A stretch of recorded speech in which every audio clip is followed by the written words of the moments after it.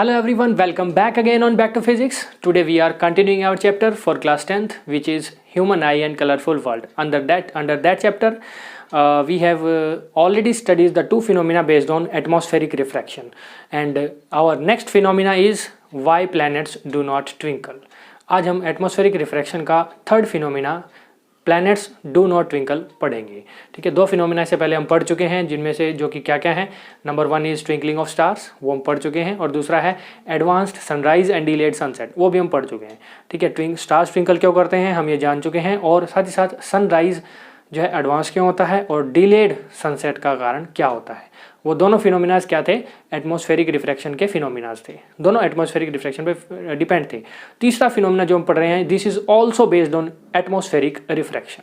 ठीक है, क्या है ये, planets do not twinkle. Reason क्या रहेगा, due to atmospheric refraction. Atmospheric refraction के कारण ही हमें क्या नहीं दिखाई देते, प्लैनेट्स ट्विंकल करते हुए दिखाई नहीं देते। अब ऐसा क्यों है, स्टार्स ट्विंकल क्यों करते हैं, प्लैनेट्स ट्विंकल क्यों नहीं करते। ठीक है ना, इसको समझते हैं। पहले स्टार्स का केस देखिए जरा। स्टार्स में हमने क्या बताया था, मान लेते हैं ये अर्थ सरफेस है हमारे पास। ठीक है बच्चों, दिस इज अर्थ। ठीक है, इसका ये जो मान लेते हैं एटमॉस्फेयर है। ठीक है, let us consider this is atmosphere of earth. ठीक है, इसको मान लेंगे कि एटमॉस्फेयर है अर्थ का। ठीक है ना, दिस इज एटमॉस्फेयर।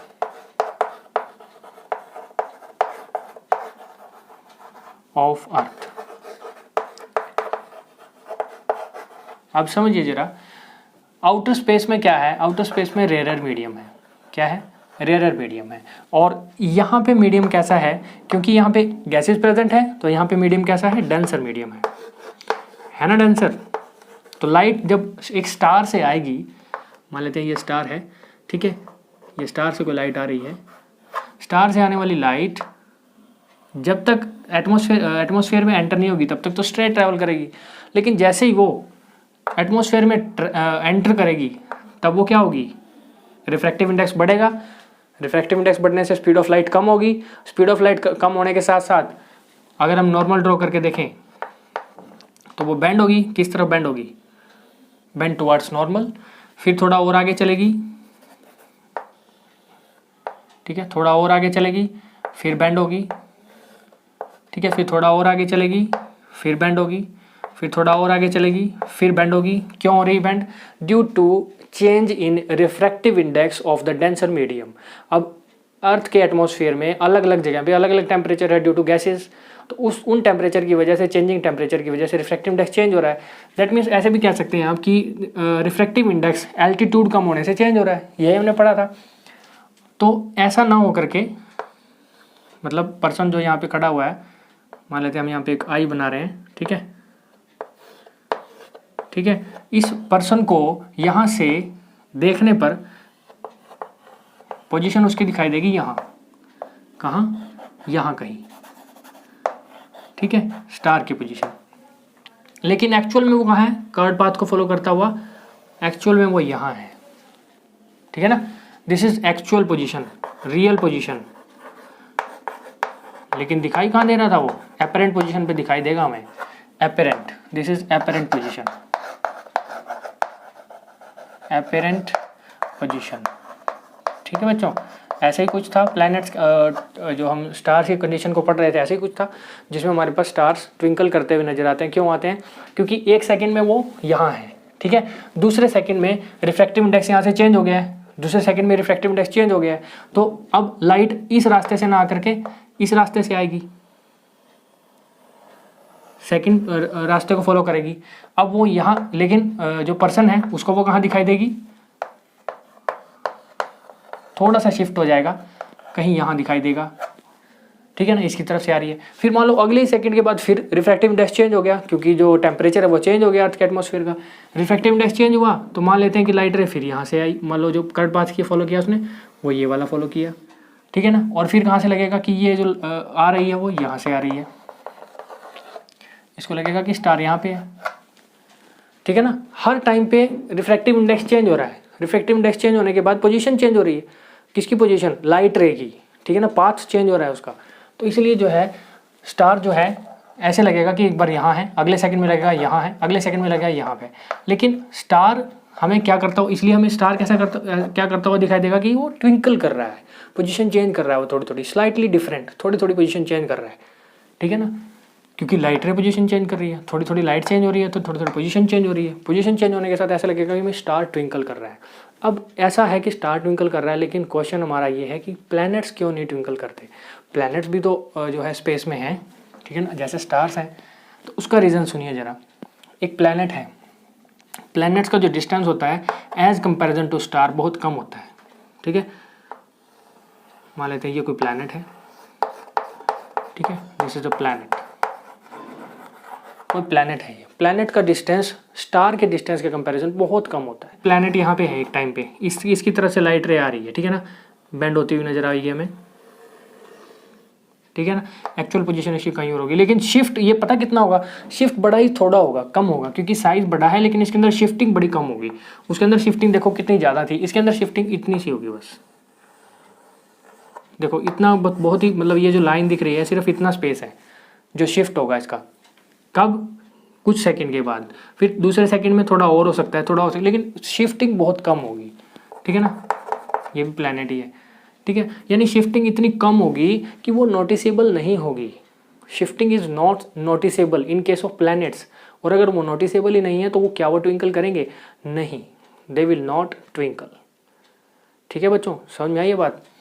स्टार्स के केस में जो पोजीशन थी वो नोटिसेबल थी कि एक सेकंड के बाद अलग थी, दूसरे सेकंड के बाद अलग थी, आ रही थी लाइट रेज कहीं से और हमें दिखाई वो कहीं दे रही थी। लेकिन इसके केस में ऐसा नहीं है, इसके केस में दूसरे वाली भी कुछ वहीं से ही है, बड़े ही कम जो है शिफ्टिंग है इसके बीच में। इतनी कम शिफ्टिंग है कि, और इतना बड़ा साइज़ है, बड़ा साइज़ और शिफ्टिंग कम। एक बड़े साइज़ के गोले को अगर आप एक पोजीशन पे रखे हुए हैं, ठीक है ना, बड़े साइज़ का गोला है तो उसको आप एक पोजीशन पे रखे हुए हैं, थोड़ा सा उसको हिला दोगे, मान लो बड़ा ही, मतलब हाफ एन सेंटीमीटर हिला दो, कोई फ़र्क नहीं पड़ेगा, क्योंकि साइज़ बड़ा है। साइज़ बड़ा, पोजीशन में डिफरेंस नहीं आएगा। लेकिन एक छोटी चीज़ है, उसका अगर आप आधा सेंटीमीटर भी चेंज उसको डिस्टेंस से चेंज कर दें तो भी वो नोटिसेबल होता है। लेकिन बड़े साइज़ के ऑब्जेक्ट का जो डिस्टेंस होता है वो नोटिसेबल नहीं होता। So this is the reason why planets do not twinkle. Planets twinkle नहीं करते, लेकिन स्टार्स ट्विंकल करते हैं। इसके बिहाइंड की जो थ्योरी है वो हम लिखवा देते हैं आपको। सो इसका आंसर क्या हुआ, ठीक है, इसका आंसर ये हुआ because they are larger in size, planets larger होते हैं साइज में, and much closer to earth, earth के ज़्यादा क्लोज होते हैं। ज़्यादा क्लोज होने की बजाय के कारण उनके अंदर जो वेरिएशन होता है पोजीशन का वो नोटिसेबल नहीं होता, ठीक है ना, वही हमने लिखा है यहाँ पे। Since they are much closer to earth so small variation in their position is not noticeable. बड़ा छोटा सा स्मॉल अगर उसकी वेरिएशन में वेरिएशन आई उसमें पोजीशन में तो वो नोटिसेबल ही नहीं होगा। और अगर वो नोटिसेबल नहीं है तो फिर हमें वो वहीं पे ही दिखाई देगा, स्टेशनरी एक तरह से। हालांकि वो थोड़ा चेंज कर रहा है अपनी पोजीशन, लेकिन वो पोजीशन नोटिसेबल नहीं है, तो दैट मीन्स वो स्टेशनरी ही है, एक तरह से वो स्टेशनरी है। स्टेशनरी है तो वो ट्विंकल नहीं करेगा। प्लैनेट स्टेशनरी नहीं थे, है ना। प्लैनेट्स के केस में एक पोजीशन यहाँ थी तो अगले सेकंड वो थोड़ी आगे थी लाइट रे, अगले सेकंड दूसरी जगह से आ रही थी, अगले सेकंड अलग जगह से आ रही थी, थोड़ा चेंज था उनके बीच में, नोटिसेबल थी position. Variation in position is noticeable, लेकिन इनके केस में ऐसा नहीं है। Variation in position is not noticeable, noticeable ही नहीं है, इसलिए हमें ये प्लैनेट जो है ट्विंकल करते हुए दिखाई नहीं देते। This is it's answer. Students, आपको ये समझ में आया होगा कि प्लैनेट्स क्यों नहीं ट्विंकल करते। इसी में हमारे पास जो है एक और क्वेश्चन बन सकता है, why stars appear higher than they actually are. यानी स्टार्स जो है हमें एक्चुअल पोजीशन से ज़्यादा ऊंचाई वाली पोजीशन पे दिखाई देते हैं। ये आपको डायग्राम से अच्छे तरीके से समझ में आ रहा होगा, है ना। यही डायग्राम हमने बनाया हुआ इधर। मान लेते हैं ये जो है स्टार यहाँ पे है, रियल पोजीशन तो ये है, लेकिन हमें दिखाई क्या दे रही है, ये अपेरेंट पोजीशन दिख रही है हमको, लग रहा है कि यहाँ पे है, लेकिन यहाँ नहीं है। कहाँ है? यहाँ है। एक्चुअल पोजीशन ये है, तो हमें दिखाई कहाँ दे रहा है, ये ऊंचाई पे ज़्यादा दिखाई दे रहा है, higher than they are. Actually तो यहाँ पे है, लेकिन पोजीशन यहाँ दिखाई दे रही है। सो ये किसकी वजह से है? This is also due to atmospheric refraction, due to atmospheric refraction. ठीक है बच्चों, एटमॉस्फेरिक रिफ्रैक्शन की वजह से ही ये पॉसिबल है। ठीक है, डायग्राम से हमने इसको देख लिया है कि in the diagram it is clear that at stars real position is different from actual position, apparent position. Actual position different है एपरेंट पोजीशन से, और वो ज़्यादा हायर हमें सीम्स होते हैं, लगता है कि ज़्यादा ऊंचाई पे है। ठीक है ना, ऐसे इधर डिस्टेंस की तरफ। दूसरी चीज़, कर्व पाथ फॉलो कर रहा है और वो स्ट्रेट पाथ है ना। ठीक है ना, स्ट्रेट पे तो ऊंचाई पे लगेगा ही। कर्व वाले को अगर हम देखेंगे तो झुक के देखना पड़ेगा, थोड़ा नीचे करके। स्ट्रेट वाले को कैसे देखना पड़ेगा? बिल्कुल स्ट्रेट ऊपर की तरफ।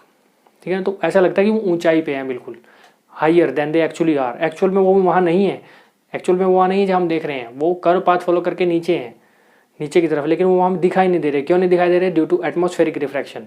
लाइट बेंड हो रही है कंटिन्यूसली, हमें दिखाई दे रहे हैं वो बिल्कुल actual higher than their actual position. ठीक है, so this is the phenomena behind position of stars. Stars की पोजीशन के बिहाइंड ये फिनोमिना है। ठीक है, आई थिंक आपको समझ में आया होगा।